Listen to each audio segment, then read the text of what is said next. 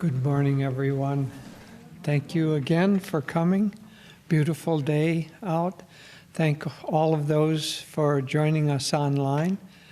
It's been a very nice and inspiring week so far, I think. And we have a special event at the end of meditation today. Mark Smith-Heisler. It's a difficult name, I got it right. He's from our Ananda, Dallas, and we're going to ordain him as a minister, as an Ananda minister at the end of meditation today. So that will be wonderful for you to be a channel as we've been speaking. And also to remind you two things. One, we'll end the class this morning with a fire ceremony, as we spoke about yesterday, for self-offering. If you've written something down on a piece of paper, that's fine. If not, we can just do it mentally. And then finally, to remind you, this evening, Jyotish and I will do a spontaneous question and answer. So if you have questions, feel free. You can ask them in person tonight or online. We'll take questions, or you can write them down. And there's a basket in the guest services area, and you can put them in there. So, or you could also write them down and bring them tonight. Sometimes people would like to ask a question, but would prefer to do it a little more anonymously than stand up in front of 200 people and bear their greatest fears. But do write your name on it, and we will say your name and ask you to stand up. Right. I'm teasing. Okay.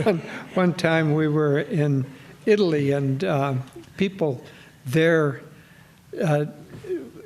well, let's just say following the rules is not an Italian tendency. So no matter what we would say, people would still bring their cell phones in, and periodically during the class, the cell phone would go off. So and by the way, no cell phones. Yeah, no cell phones. This whole week. Yay. Right, yay. Helps that we don't have service here. But, in any case, so again, this happened, and Davy said, okay, the next time someone's cell phone goes off, we're going to confiscate it and publish it, put it on the internet so all the spam providers will have your phone number. And that was the end of it, no more. You'd better pray. Yeah, I think so. We'll do our best to pull this thing back again. Please stand. Heavenly Father, Divine Mother, friend, beloved God, great masters, Jesus Christ, Babaji Krishna, Lahiri Mahashaya, Swami Shri Yukteswar, beloved Master, Paramahansa Yogananda Ji, saints of all religions, we humbly bow to you all. Beloved Lord, we willingly and joyfully offer into thy light all those things that are holding us back. Release us from all attachments, desires, and tendencies that keep us from knowing thee and knowing our true self. Om. Peace. Amen. Please be seated, and we'll have some glorious music. Lord Most High, our Heavenly Father, all our lives we dedicate to Thee. All our labors, all our joys and woes, all our pleasure, all our melody. Make us each a channel of thy peace. When in darkness, guide us from above. Where there's sorrow, may we sow thy joy. Where there's hatred, may we share thy love. Lord Most High, our Heavenly Father, all our lives we dedicate to thee. All our labors, all our joys and woes, all our pleasure, all our melody. Make us each a channel of thy peace. When in darkness, guide us from above. Where there's sorrow, may we sow thy joy. Where there's hatred, may we share thy love.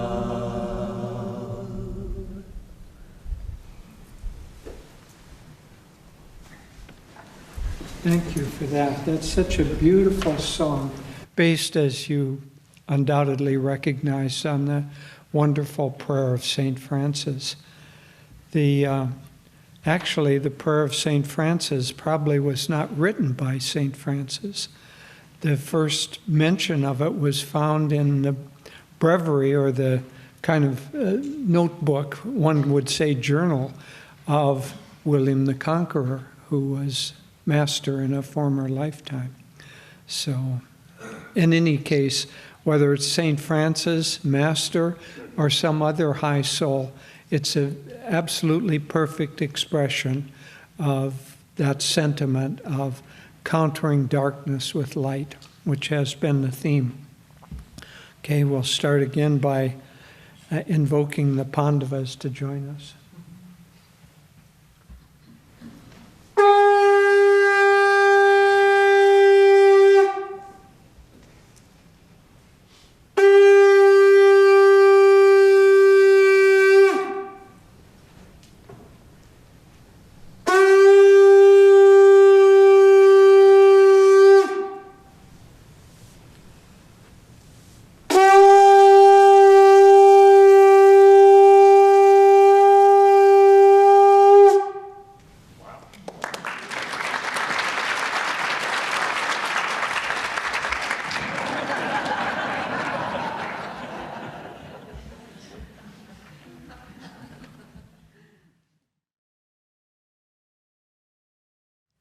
It was wonderful, that song that you all just sang, but it was, for me, equally wonderful looking at the eyes of Satyana and Bhagavati and Ramesha, because they're our main choir group, and with a few others, and they were watching the new choir, and you looked so happy.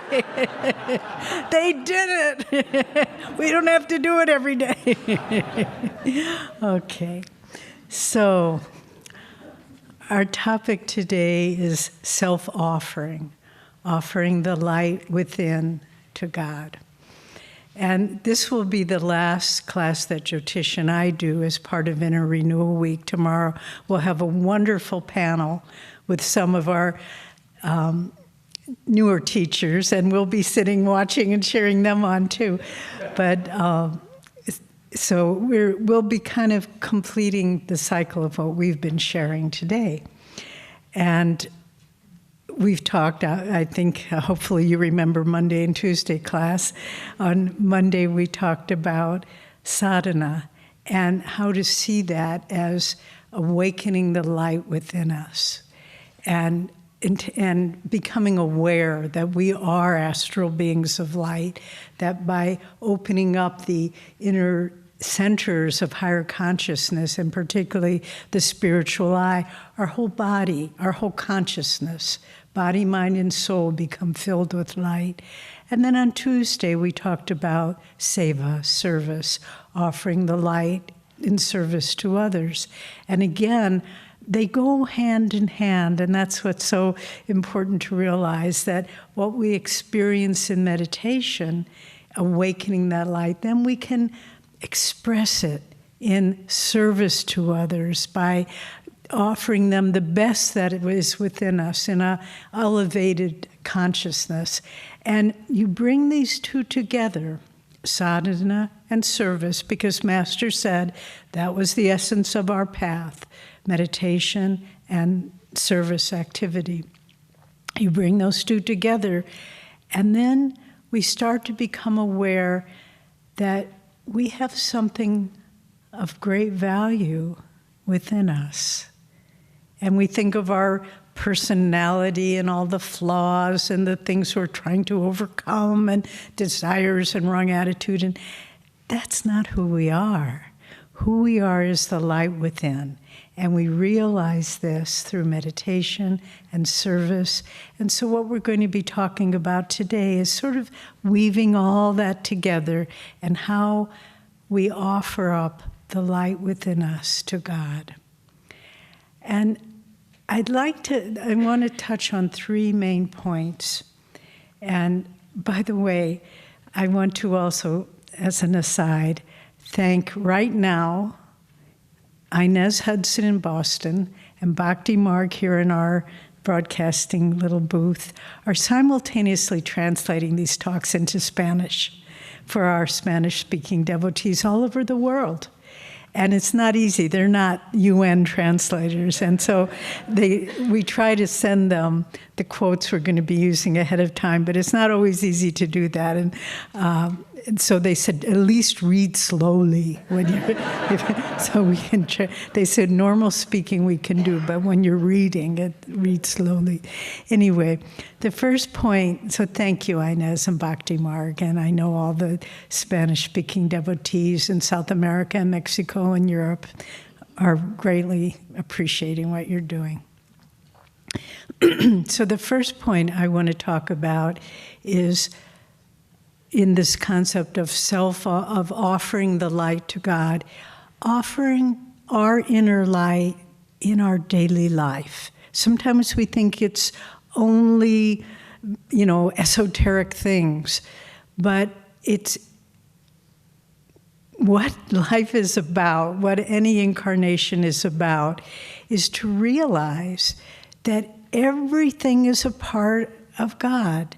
Everything we do, from cooking a meal to meditating to serving others to whatever it may be, to losing our temper, it's all a part of God. And so what we need to do is to begin, how do we infuse our everyday life with an awareness that we're offering it to God? There's a beautiful quote from Metaphysical Meditations, which I read from that little book virtually every day after meditation. I have a little very beat up copy that travels around the world with us. So Master says, "My offering to thee.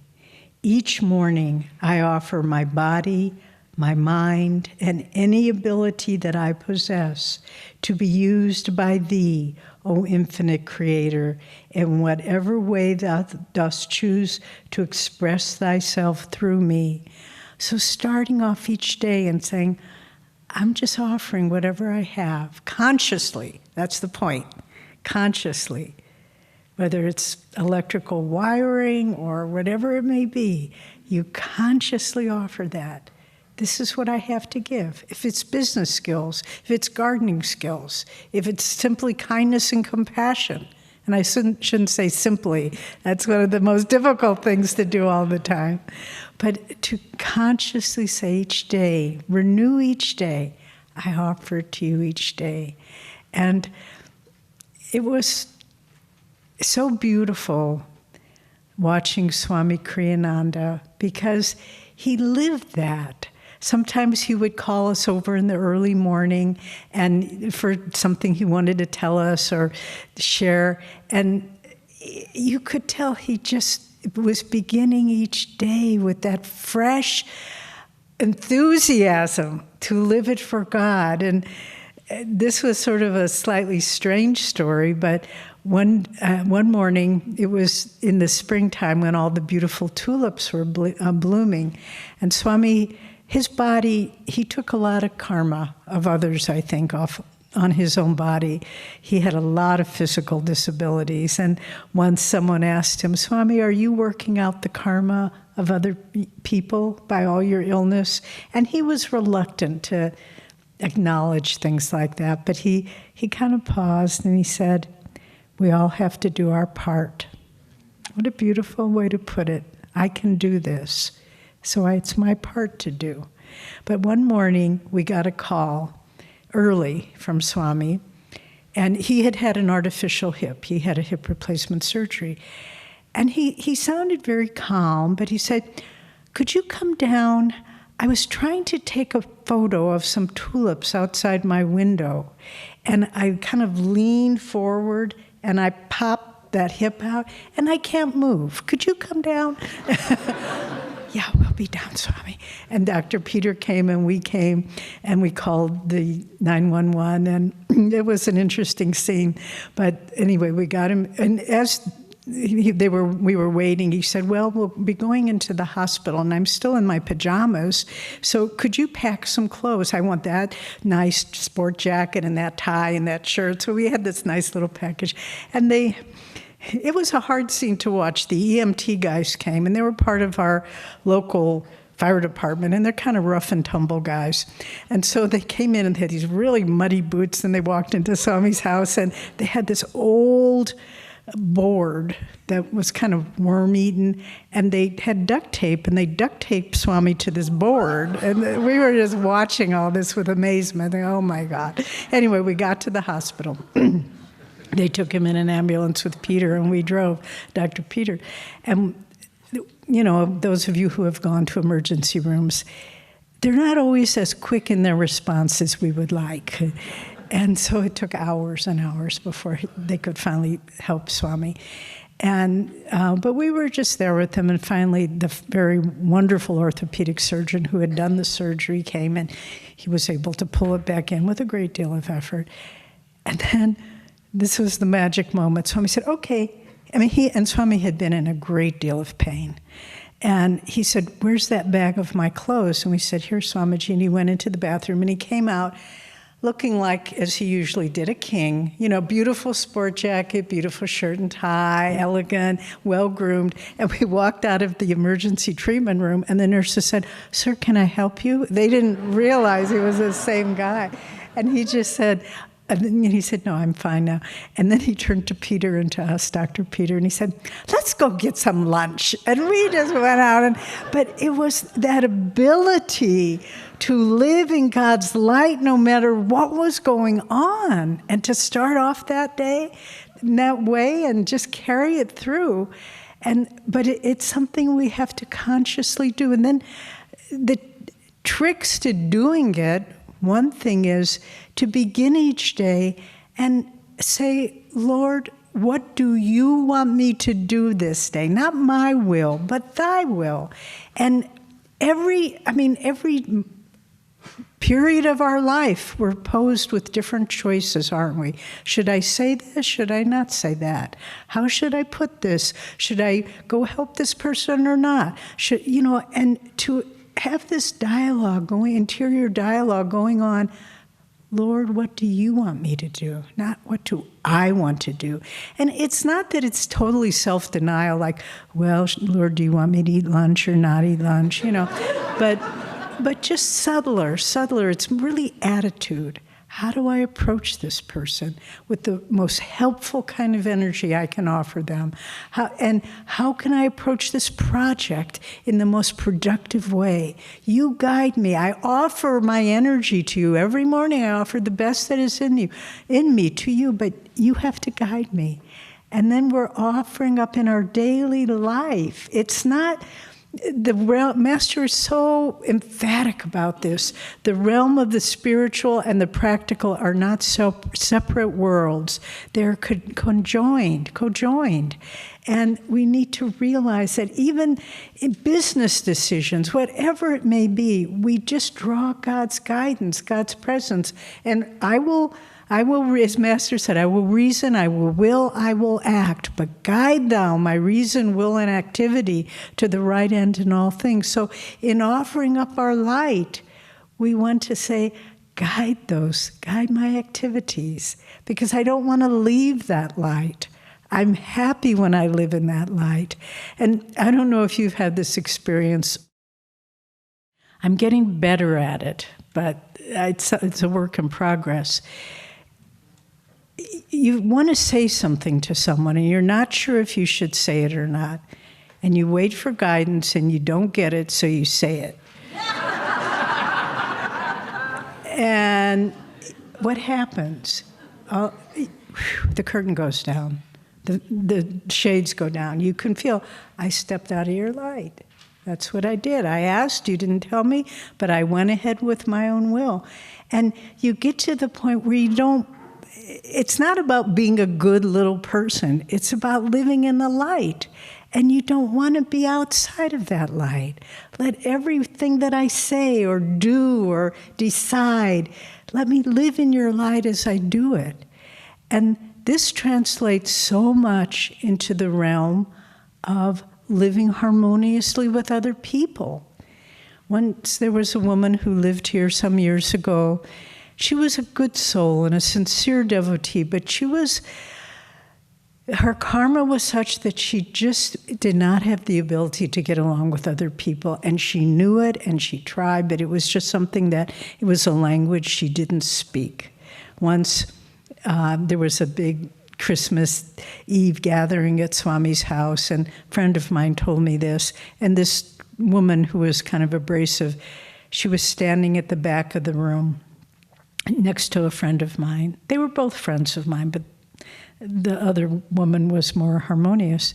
And she saw all the people laughing and talking and being together, and this disharmonious woman turned and she said, I watch and see what's happening, but I just don't know how to do it. And we all know people like that, but rather than judging them, realize, God, what they're going through, and they don't know how to do it any better.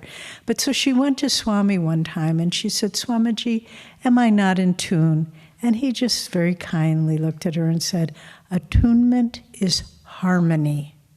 Harmony with others, harmony with the world around you, harmony with whatever happens to come in your way. But to live harmoniously with others, we need, as we've said earlier, to offer the light in us, relate to the light in them. And then you find people are transformed by that. We had a woman who lived here some years ago who was a doctor, very fine woman.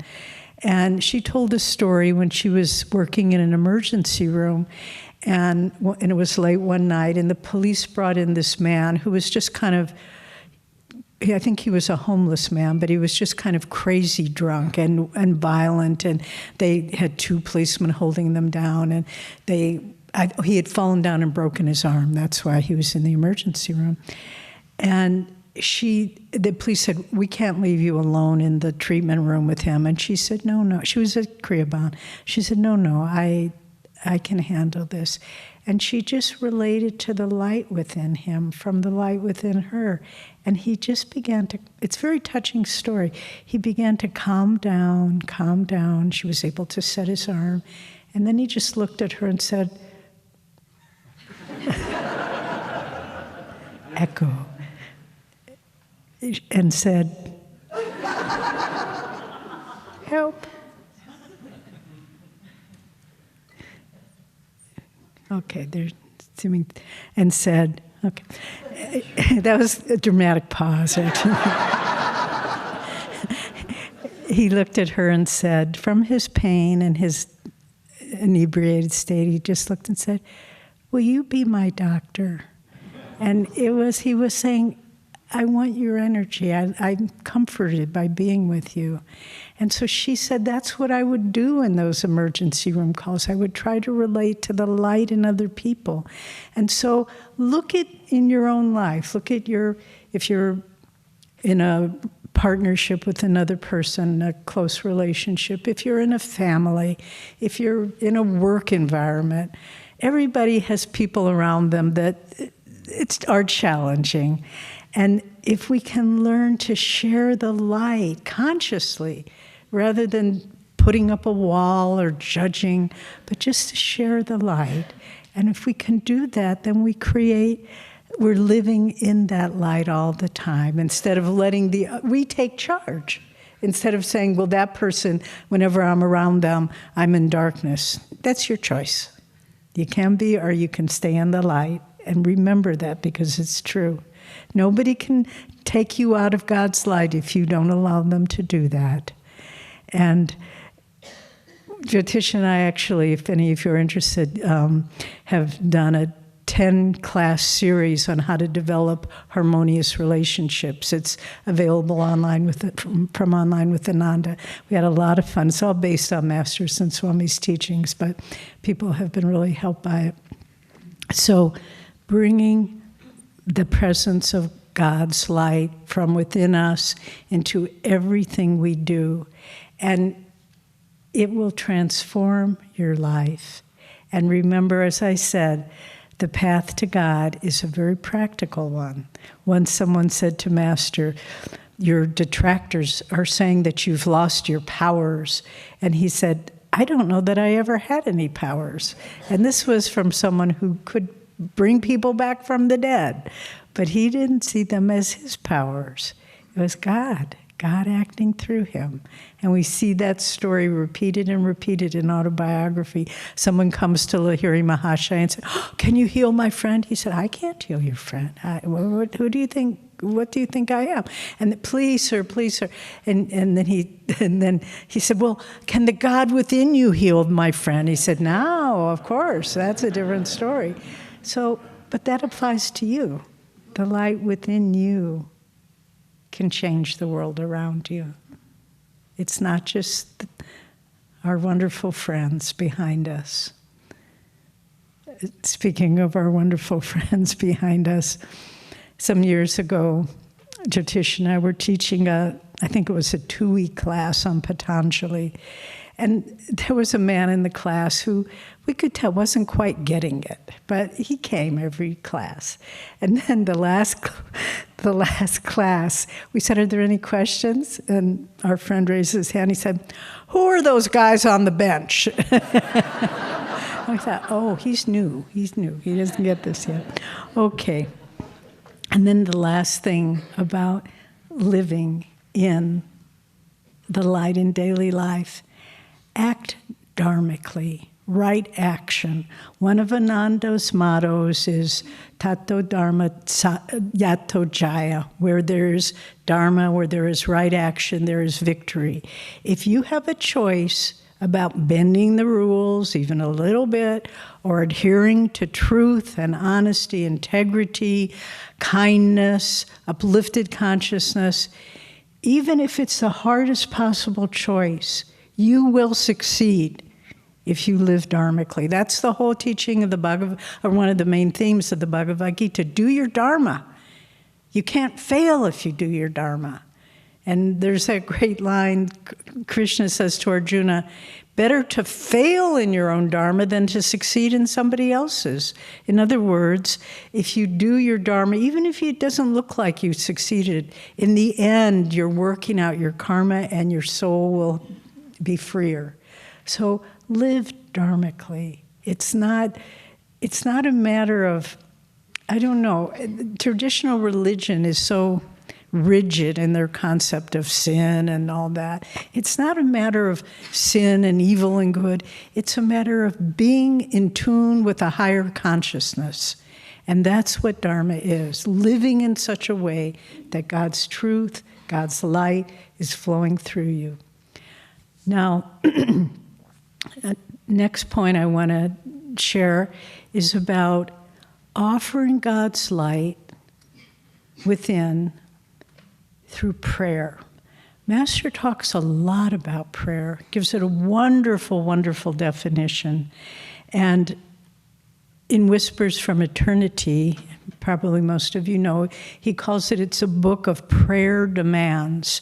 And I encourage you to read or reread the introduction, because he makes a very strong point about not beggarly demands, but to pray as a child of God, with confidence. Christ says, pray believing. It's the same concept. It's not like you're an outsider, but it's like God is your beloved mother, father, and he wants to help you, but you need to speak the language of prayer in the proper way. And that's not with, oh, please help me, I'm such a worthless sinner. No. Master, you know what Master said? The greatest sin is to call yourself a sinner. Whoa. That's something to think about. Because what he's trying to say is you are a child of God. And if you don't live that, you just keep that part of you forever buried. And so to live in that way, there's a wonderful quote. And sorry, Inez and Bhaktimara, I didn't send this one to you this morning, but I will read it slowly. This is from Conversations with Yogananda, which were quotations that Swamiji wrote down and then compiled. God answers all prayers. Restless prayers, however, he answers only a little bit. If you offer to others something that isn't yours to give, won't that be merely an empty gesture? If you pray to God similarly, but lack control over your own thoughts, that prayer will be without power. Thoughts and feelings both must be focused when you pray. Otherwise, God will meet your little trickle with another trickle of his own. He will dole out his answers in a teaspoon. Too often, prayer is more like the half-hearted mumbling of a beggar than the confident, loving demand of a friend. Now, what has this to do with light? How do we develop the ability to pray with concentration and focus? It's by focusing the light in our own mind through meditation. It's by being able to take control of your thoughts and feelings, by awakening the spiritual eye, and by feeling that the language you're speaking is a language of confidence and love, and the specific language, dialect, one might say, is the dialect of light. That the words are not, oh, please, please, I know you can't do it. But just recently, I was praying for someone who was having a hard time. And I didn't feel much. And then a few days later, in the middle of the night, I kind of woke up and I was thinking about Master. And I wasn't even thinking about that person, but that person, I just saw them enveloped in light. And Master was saying, I got this one, I got this one. And it was such a reassuring feeling, just to know you send that light out, and the language with which God responds is the language of light. And it's a wonderful facility to develop the power of prayer. And not, again, hearkening back to not what do I want. I think we've all prayed this way. Oh, please, let me get that car, let me get that house, let me get that job. Those prayers usually don't work. In fact, I've never found them to work, ever. Because God has a bigger plan. And if you just pray with light or send light to towards another person, not to say, I want this to happen, but just say, Lord, fill their life with your light, and then let you take it from there. I'm just sending in the light request. You take and fill the order. I'm sending in the request. You fulfill it. But it takes concentration and focus. But more important, pray as an act of self-offering, and do you think, well, how does that work? Because you're saying don't pray like a beggar, but demand. Well, yes, but demand not in an egoic sense. I want this. Even I want this for that other person to help them. Just simply, Lord, I'm sending light to that person. You know, someone... there was a story I read about there had been a big car accident, and a big, many cars pile up, and many people were killed. And one person actually had a near-death experience, was dead, but came back to life later. And they were seeing this, and they said they saw in all the cars where people were injured or hurt or in pain, they saw this shaft of light going up from those cars towards God. And whether those prayers were answered or not, but that's the language. The language of light is the language of prayer. And not in a way of egoic demanding, but offering yourself, the light within you, in the words of your prayer. And then it's a beautiful thing, because whether that person's life is changed or not, whether they're helped or not, you feel that you're learning to speak God's language. And that's really what prayer is about. It's not so much the outcome, because we can't see. There was a story of Swami would tell, of a young, very saintly girl in India, and she would pray for people and they would be healed. And her father was very ill for a long period of time, and her family said, why don't you pray for your own father? You're praying for all these other people. And she just said, no, I don't think it's right. She was tuning in, not, okay, I want my father to be, I don't think it's right. But the pressure became so great on her that she said, all right, I'll pray for him. So she prayed for her father. He got well. But in his good health, he went back to a very worldly life. He left the family because that was the karma. The illness was keeping him from that. And by overriding her understanding of what God's will was, because of pressure from family, it wasn't helpful to her father or the family. So it's important to understand, ask before you pray even, is this the prayer you want? Let me offer it. And then if you feel it is the prayer you want, God wants, then you just give it all you've got, and repeatedly over time. And again, why do we pray? Yes, for results, but more so that we learn to speak God's language. And then whether we're praying or not, whether we're just walking along the little path to the dining room, we're talking with God. And it was so beautiful. Sometimes Swamiji would ask us to come down. Whenever he was in residence, he would, at 5 o'clock, he would always call and say, would you like to come down for tea? And we'd say, oh, okay, Swami. We knew it would happen every day, but we would go down. And in his later years, earlier years, he would always be writing. That's always what he did, writing. But in his later years, he would just be sitting in his reclining chair, and we would know, Jyotish and I, to enter very quietly, because he was so clearly in a state of bliss, just in his chair. And I knew he was giving us darshan. He was showing us, this is my consciousness. And we would just be very quiet for a while, and then he would open his eyes and, would you like some tea? And then we'd have tea and go for a walk. And one time when we were walking, we were in the garden at the Crystal Hermitage, and he just said something under his breath, oh, that's what he meant. And that's all he said. And then Jyotish was helping him, holding his arm.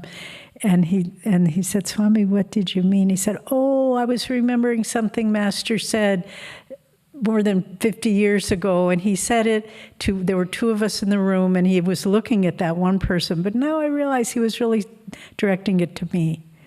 50 years ago, he was remembering one or two sentences that Master had said. And it was just in that constant remembrance, because he learned to speak the language of light, which his guru spoke, then, now, always. And then there's also a beautiful quote. This is from Master, from Whispers from Eternity. To know how and when to pray correctly, according to the nature of your demands, is what will and cannot fail to bring the desired results. When the demand is made rightly, not selfishly, but in a self-giving way, it will set in motion, in your favor, the very laws of God. Master says that in Whispers from Eternity. Very important. When the demand is made rightly, not selfishly, but self-giving, it will put in motion the very laws of God in your favor. That's very powerful, and it's something we all can really work on. And then the final point I want to make is offering, we've talked about offering the light of God in our daily life, in prayer, and now in our spiritual life. Now, you may think we've talked about that enough already, but what I want to focus on is a sense of inner renunciation. Because renunciation is a very loaded word, isn't it? I think self-denial and, guilt and all that. Swami's written a wonderful book, A Renunciate Order for the New Age, based not on form, but on energy. And in fact, tomorrow morning after our meditation, Krishnadasa Mantra Devi will be leading a little ceremony for some people who are taking the first step, the pilgrim vow, the vow, Swami calls it the vow of intention to direct your life to God. But inner renunciation, Swami explains, in the past, the vows of renunciates were poverty, chastity, obedience, and we don't need those forms so much because we're learning to work with energy and our inner energy, and working with our inner energy helps us to develop self-control. And so the vows have changed. So instead of poverty, it's simplicity. And, we live very simply here at Ananda Village, but I love because we have a big free box, and which gets dropped off into town. And even in our simplicity, that free box is always filled. People are giving away a blender, and they're giving away this and that. And I know when Jyotish and I come back after being in India and Italy for several months, we just look and we think, we've got so much stuff, we've got to get rid of it. And we always pare down. But so instead of poverty, just simplicity. Look what you don't need in your life. Despite what Amazon says, you don't really need all those things. And they're kind of scary. Does it ever happen to you? This is a very dumb little story, but the other day I was cleaning out my hairbrush. That afternoon on Amazon, there was a little advertisement for a hairbrush cleaner. Does that ever happen to you? I was like, wow, were they watching me do that? How did they know that? God is watching, but I don't think God works for Amazon. Well, I shouldn't say that, should I? Of course God works for Amazon. Because anyway, to simplify your life.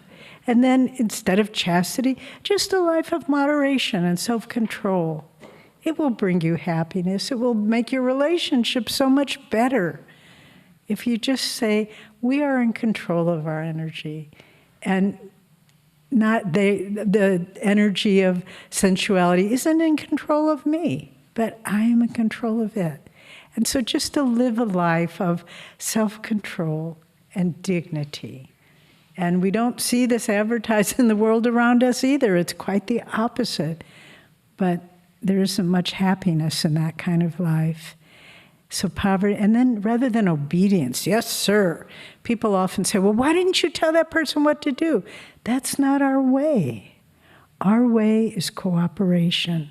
If someone's wanting to do something, even an autobiography of a yogi, when 1935-36, when Master goes back to visit Sri Yukteswar, and he wants to go to the Kumbh Mela to visit, hopefully to see Babaji, which he doesn't see, doesn't meet him there.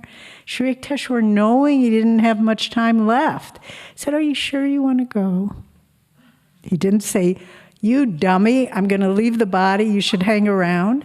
He just said, are you sure? And Master said, yes, I want to go. So he went. But cooperation, because it involves our own ability to learn our own mistakes. Once somebody was proposing a new project to Swami, and Swami asked us what we thought about it, and Jyotish said, Swami, we've tried that same thing before and it hasn't worked. And Swami was very strong. He said, you may know that, but that person doesn't know that. And if you, my bangle is falling off, I'm going to take it off. And by stopping their energy, they won't learn the lessons they need to learn.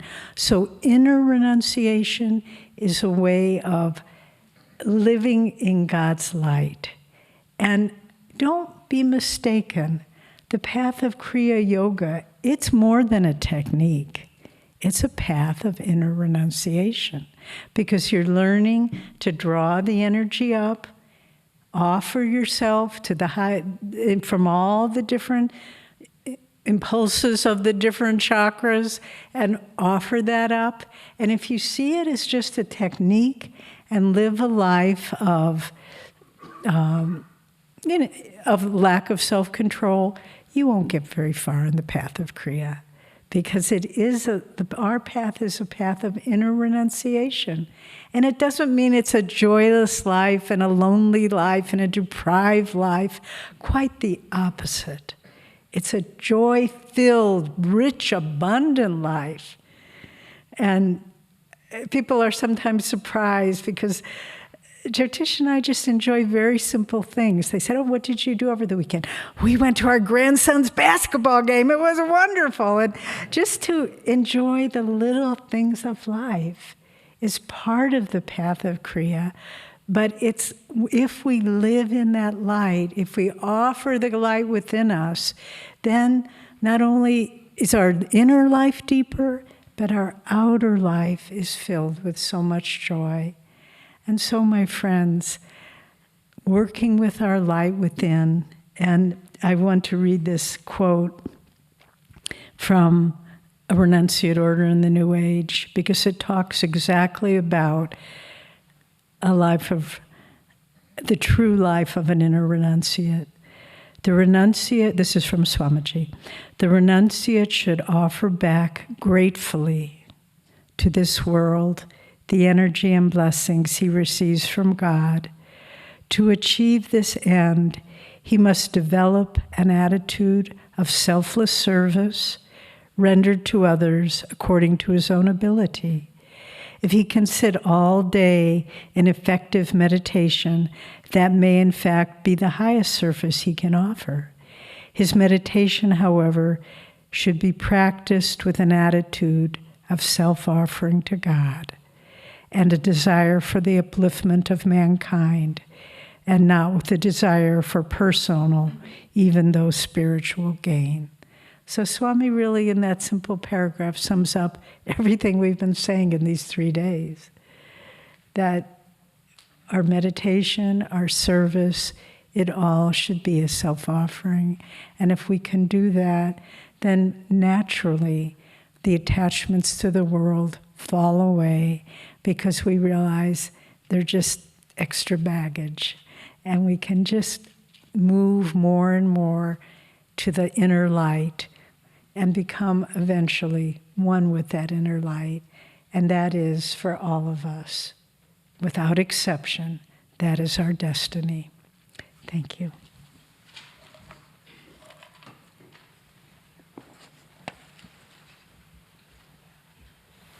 She did good, didn't she?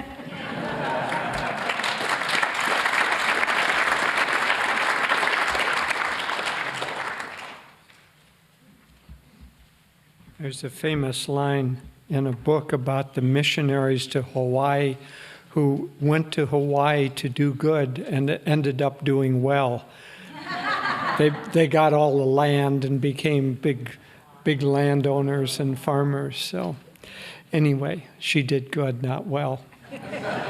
Probably did well too. So this topic of of living in the light and self-offering is really central. You know, Patanjali begins his great Yoga Sutras with the statement, Yogas Chitra Vritti Nirod.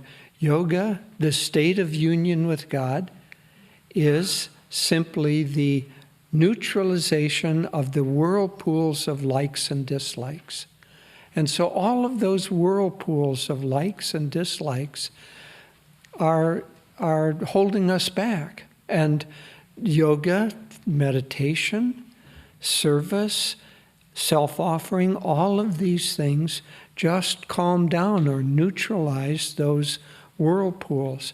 So when we think of self-offering or offering these things up as somehow self-denial, we're picking it up from the wrong end of the stick. It's just the opposite. There's a wonderful story, by the way, on Friday our blog is going to come out, as it does every Friday, and I tell this story in that blog. But it's cause for a little bit of a celebration because the blog that comes out on Friday is blog number 500.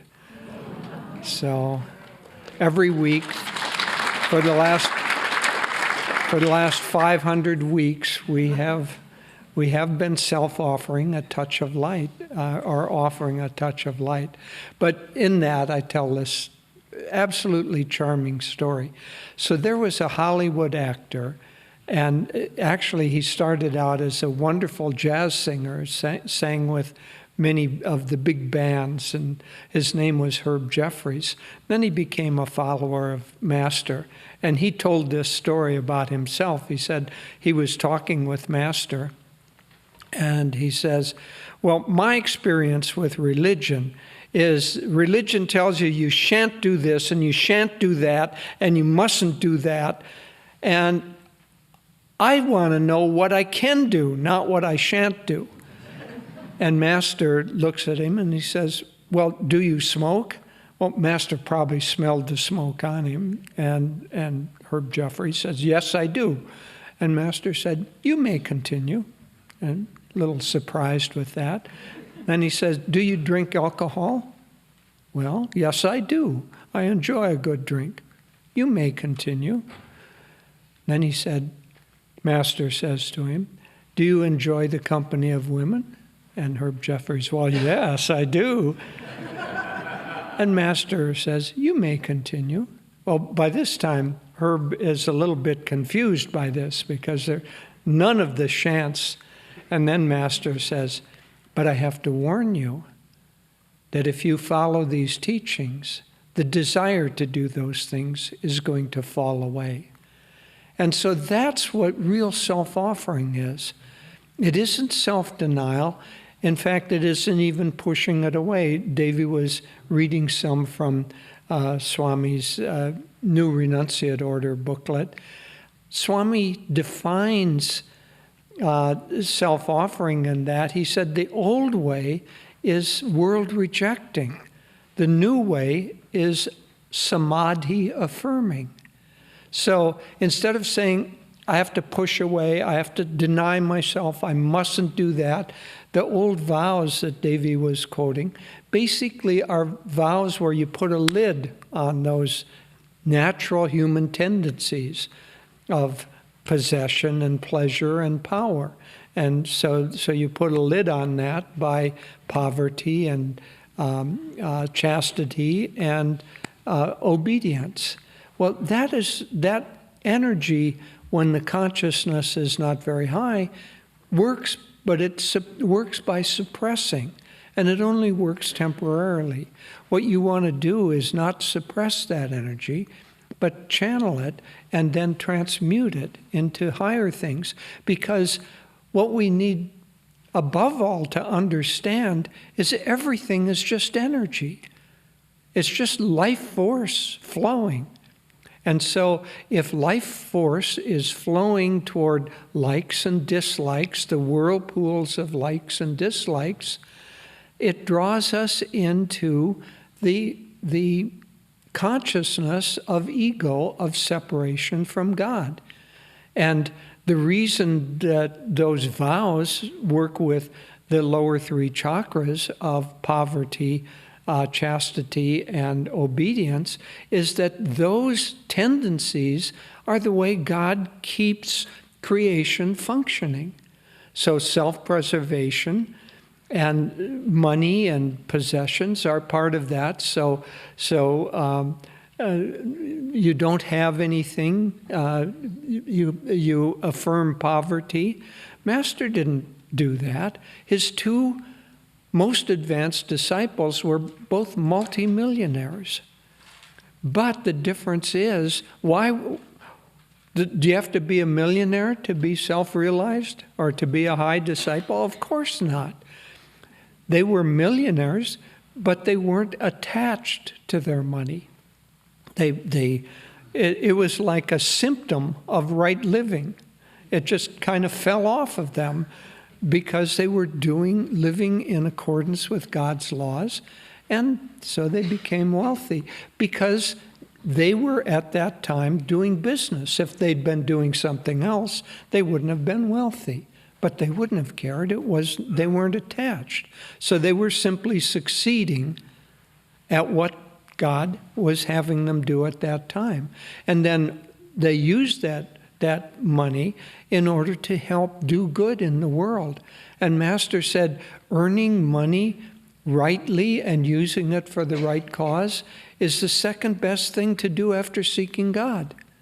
And so he wasn't against that, but he was trying to get us to be non-attached. This is a quote again. I have to thank Mantra Devi. She found all these wonderful quotes on renunciation, so she kind of loaded our gun for us, so we didn't have to do so much work. But these are wonderful quotes. So Master says renunciation, or we can say self-offering. They're both interchangeable concepts. Self-offering means the denial of smaller things which you think you are your own, for the attainment of greater things that are truly your own. If you only knew whose son you are and how much territory you own, you would give up everything else. Renunciation is not negative but positive. It isn't the giving up of anything except misery. One should not think of renunciation as a path of sacrifice. Rather, it is the divine investment by which our few cents of self-discipline will yield million spiritual dollars. Is it not wisdom to spend the golden coins of our fleeting days to purchase eternity? Isn't that beautiful? So all of those things we say, oh, you can't have that. Oh, God, no. I hope you don't see that desire. Who do you think is having that desire through you?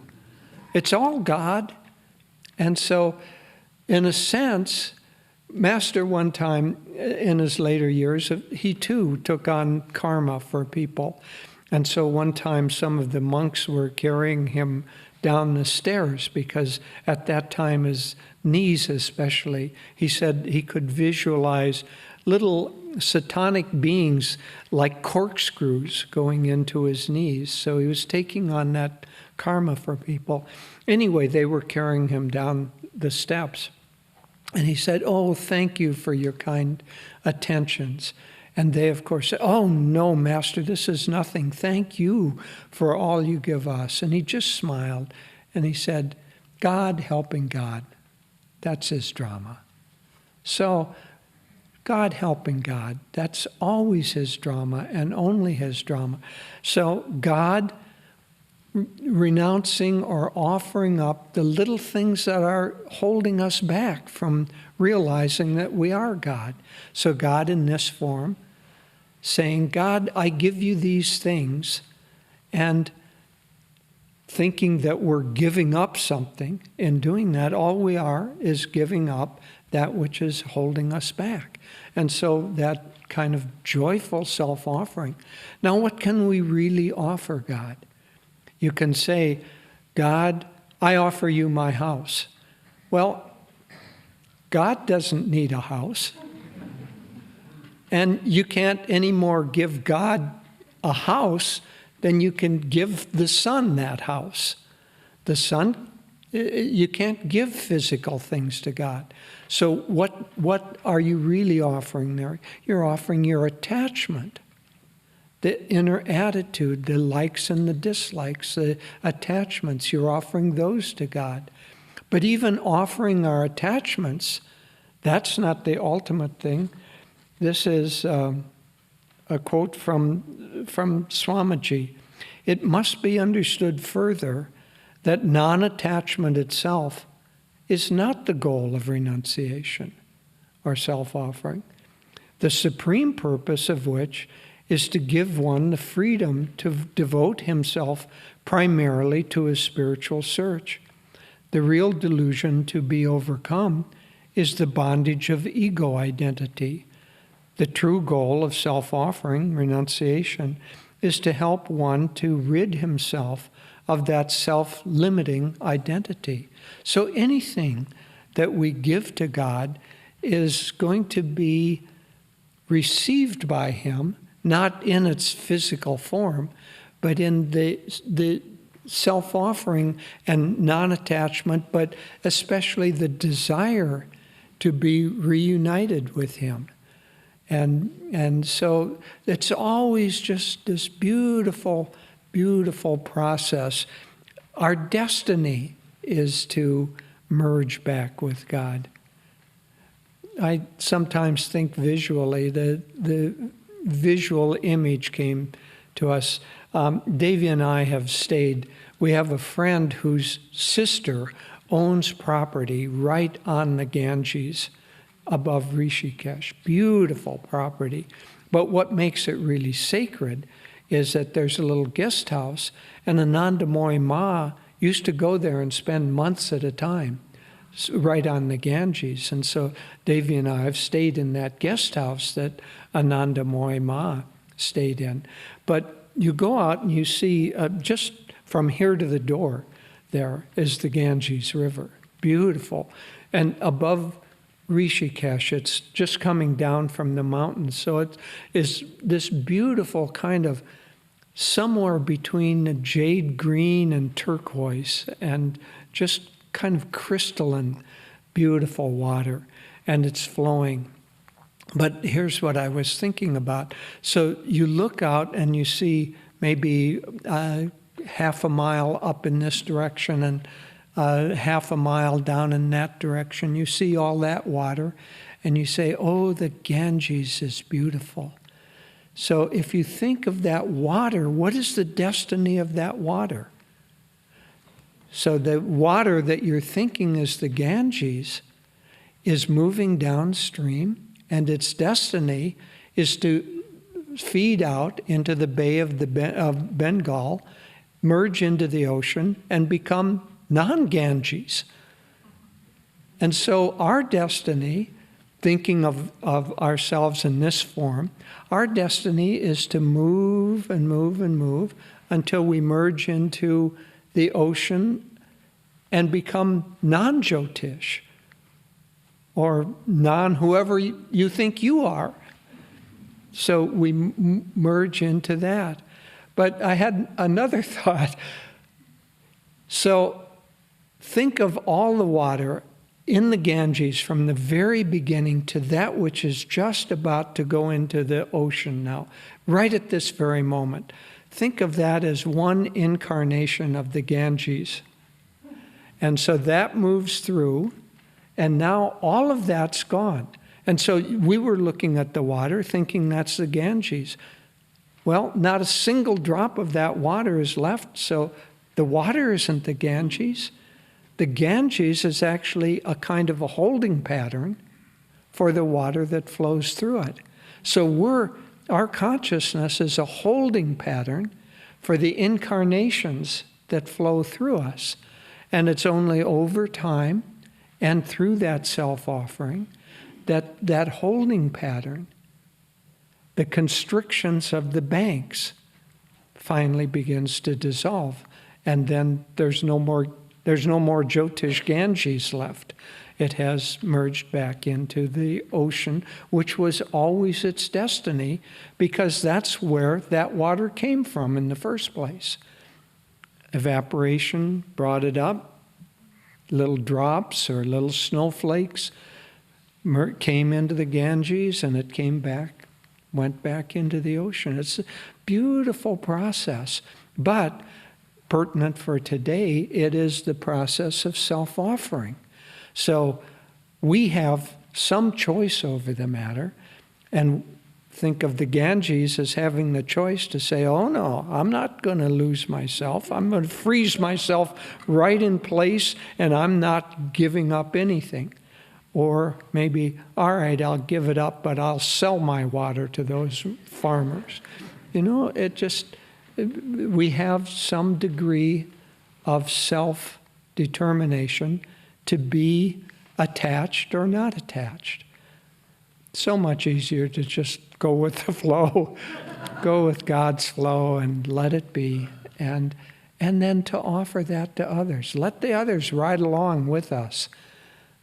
We see when we're there, Ganges now has become a very popular rafting place. And so group after group riding rafts down. So Ganges doesn't mind. Let them ride along. Come on, let's all have fun together. So as our self-offering goes, we want to include others. Swami said somebody asked him, why does God create this world? He had a beautiful answer. He said, it is the very nature of joy to want to share itself with others. So now the joyful, blissful Ganges, maybe it had some turbulence up there, but now it's flowing smoothly and it's going to go down and merge back in the ocean. Let others ride along. It's even more fun if we can bring some others along with us. So self-offering, our self-offering, is really just the offering of those things that are holding us back. And so let's do it joyfully and willingly, not with a sense that something is being taken from us. So Swami says every night before we go to sleep, mentally have a bonfire, and into that bonfire, just offer all of the attachments, all of the desires, all of the good, all of the mistakes of the day, offer them in, burn them up, let them go, because tomorrow is a new day, and we want to go into a new day with a fresh and clean slate. So that self-offering should be joyful. Now, there's another topic that I want to touch on, which is how can we effectively, because you can offer something, but it just seems to stick around anyway. And so how can we effectively do our self-offering? For instance, in meditation, the restless mind, all those restless thoughts, you can sit there and with your mind, try to calm your mind and say, I give you this, I don't want to think about that. No, I'm not going to think about breakfast. Not going to think about the project. No, I'm going to concentrate. I'm not going to think. And so so how do we effectively get done with that? Again, a visual image. Think of a big table, and you take a feather pillow, a down pillow, and you dump all the feathers on that table. And now you're going to offer one by one each of those feathers up. I'm not going to think about that. I'm not going to want that. I give you this. It's going to take a long time. Well, if it were only that, that would be okay. But unfortunately, because of the restlessness of the mind, you've got a big overhead fan going really fast. And so you've got all those feathers spreading all over the room, so you have to go put them back on the table, and by the time you get the next one, they've blown off again. Well, the only possible way is by turning off the fan.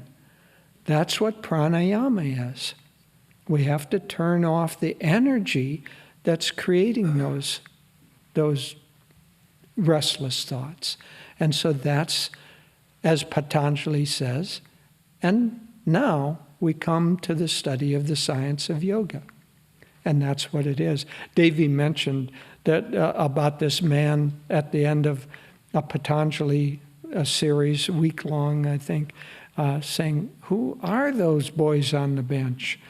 But there was another fellow who had a very nice, fun sense of humor. And after a week of Patanjali classes, we were together kind of sharing final thoughts and sharing what they got out of it. And he said, you know, when I came here at the beginning of the class, I was really confused. He said, I'm still confused, but at a much higher level. And so let's hope, at least from this inner renewal retreat, we're confused and we're self-offering at a much higher level. So we can go on. But again, it's not what we have. It's the attachment to things. Our friend Diana, who we blessed on Monday, told us a wonderful story. Swami moved from place to place in India. So his last move, he was moving into a small house, and he had to furnish it. So we had a friend who owns a chain of furniture and home furnishing stores, and he felt it was his blessing to have Swami come in and choose things from his store. So Swami spent a whole morning choosing this and that, furniture and chairs and dishes and curtains. And because Swami had an affinity toward and a love of rainbows, he loved to have a chandelier because the light through it would put rainbows all. So I just had a couple of chandeliers, and then Diana and a few others worked for several days getting the place all fixed up. And so they were all there, and Swami came, and they were expecting all this praise for what they'd done. And Swami came in, and he kind of looked around, and he said, "Oh, it's beautiful. Well, let's get to work." And that was the attachment. Nimkaroli Baba, people would try to give him a new blanket because he had this ratty old blanket that he wore. They'd try to give him a new blanket, or they'd give him food, or they'd give him this, and he'd just pass it on. And finally, one time somebody said something about it, and he said, you have to understand that gifts flow around a saint the way water flows around a stone in the stream. So if you give me a gift, it's going to flow around me and go on to someone else. But it's your blessing to do the act of giving. And so that's why I accept it, but I pass it on. I don't keep it. Anyway, coming back to this theme of self-offering, anything that we offer is going to free us free our consciousness until we eventually become able to not have any of those veils between us and our destiny of merging back into God. And then finally, let me just end with coming back to that song, perfect song for today's class. I don't know how you choose them so perfectly, but how do we really overcome tendencies in ourselves? Because all we can really offer up to God are, one, the desires, the likes and dislikes we have, and the tendencies that we have. We're going to have a fire ceremony. And in our fire ceremony, we offer ghee, which is the devotion. So that means to purify the heart of our likes and dislikes and offer the love of the heart to God. And then typically we offer ghee, rice after that. We aren't going to do that. That's past karma.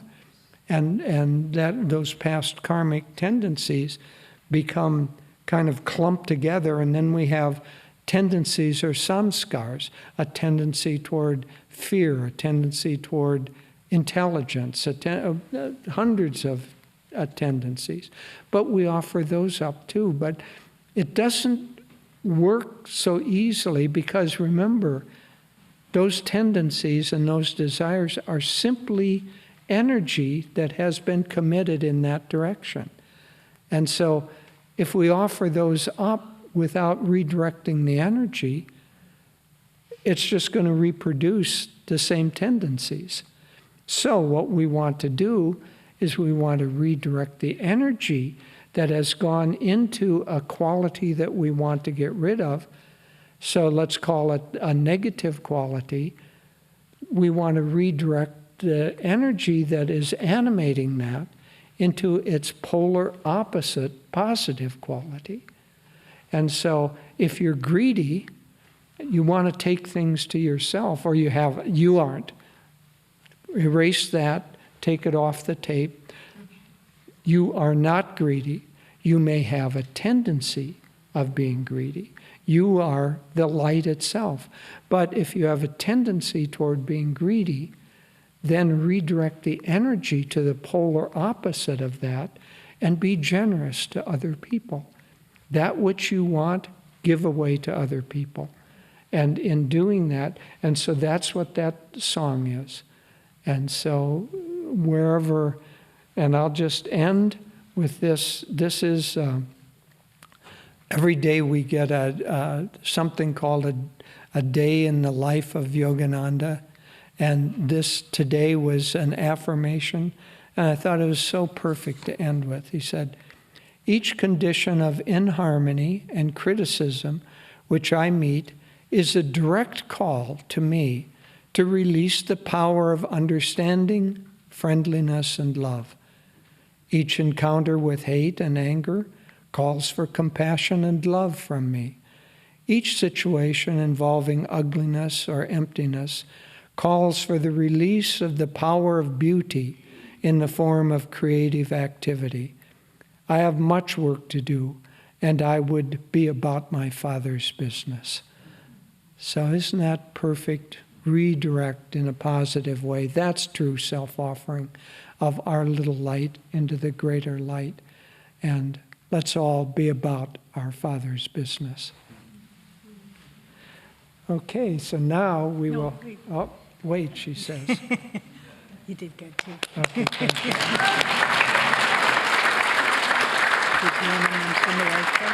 Oh, yes.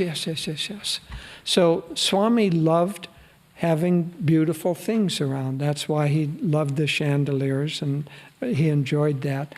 Well, we have beautiful things down at there's an art show going on now. And so many of the Ananda artists have submitted pieces. So take a little time and go down. It just opened yesterday. So down by the market On the other side from the market, there are two buildings. The far building is where the art show is. And what are there, 30 or 40 pieces of art? Oh, there's about 50, and it's open on Saturday. Open only on Saturday? Oh, so it's not open today? Oh, okay. Yesterday. Was opened yesterday. All right. Well, Saturday, go down there and take a look at the art. Okay, so Now, if you've written something down, thank you, Sambala. okay, so we're not going to do the mantra, but we are going to do the two parts of the typical fire ceremony. So the first is to purify the heart of any desires other than the desire for God. So we'll repeat the first time 7 times, but we'll do Om Swaha. And during this time, think about desires or attachments that you have that are holding you back, something that you don't need or that you're willing to give up to God. And so 7 times we'll chant Om Swaha. And then we'll pause. And then the second part is where we offer the rice. That represents tendencies. So during that part, think of behavior patterns that you have that are no longer helping you move toward God, and offer those up. So Please stand.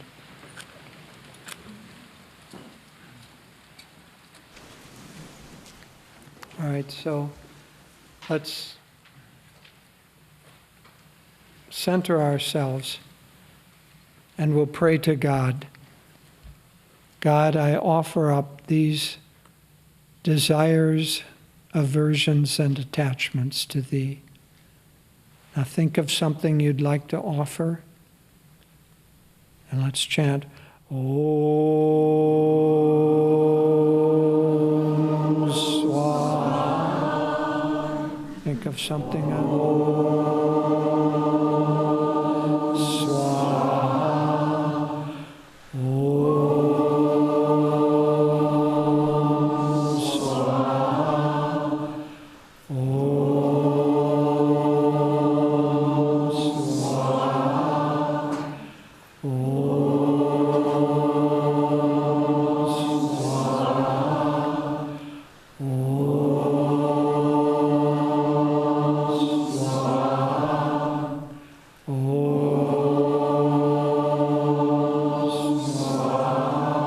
Let's pray. O eternal fire of Om, I offer into Thy flames all likes and dislikes, all desires and attachments, to be burnt up and released. Okay, now think of tendencies or habit patterns that you would like to overcome. Om Swaha. Om Swaha. Om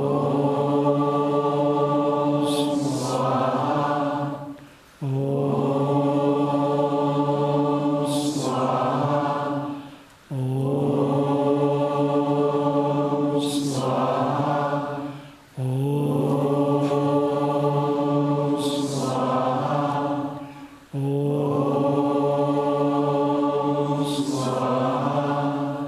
And let's pray, O eternal fire of Om, I offer into Thy light all those habits, those behavior patterns, those samskars, those self-identities that are holding me back from Thee.